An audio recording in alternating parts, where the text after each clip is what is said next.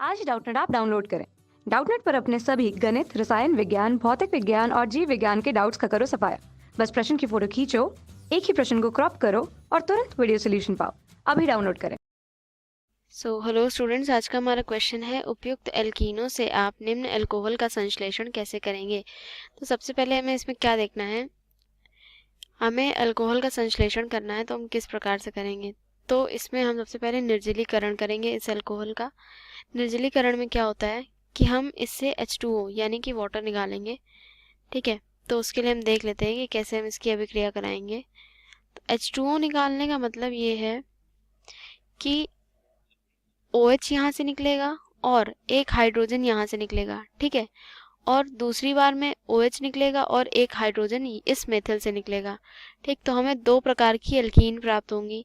फिर हम क्या करेंगे कि उन एल्कीनों में जल का एक अणु संयुक्त कराएंगे या फिर एक हाइड्रोजन आयन से हम उसकी अभिक्रिया कराएंगे, जिससे कि हमें ये वाला अल्कोहल प्राप्त होगा उन दोनों एल्कीनों से। ठीक है, तो अभी हम इसकी देख लेते हैं कि कैसे हमें प्राप्त होता है ये।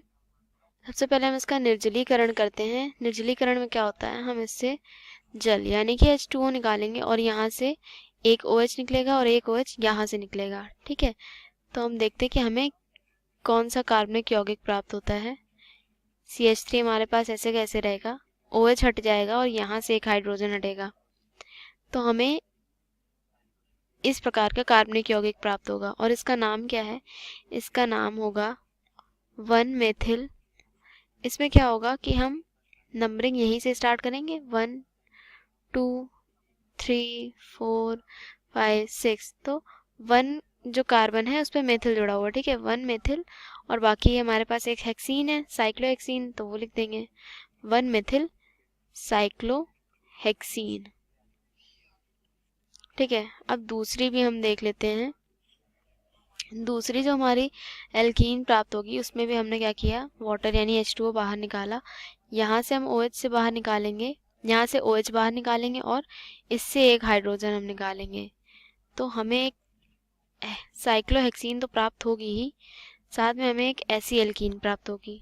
ठीक, इसका हम नाम देख लेते हैं। नंबरिंग इसमें यहीं से स्टार्ट करेंगे हम, इधर से ही। ठीक, तो इसका नाम हो जाएगा मेथिलीन साइक्लोहेक्सेन। ठीक है, या फिर 1 मेथीन साइक्लोहेक्सेन, मेथिलीन साइक्लोहेक्सेन,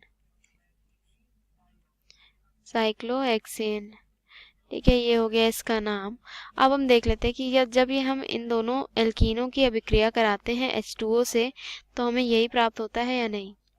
ठीक है, तो क्या होता है कि दोनों एल्कीनों की जल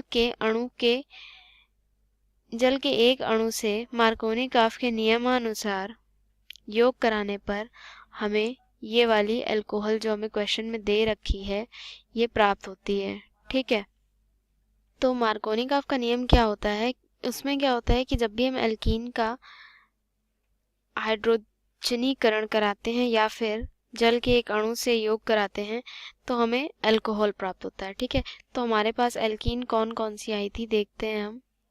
एक एल्कीन थी हमारे पास ये वाली, CH3 जुड़ा था और यहाँ ये बॉन्ड था, और दूसरी एल्कीन थी हमारे पास ये वाली।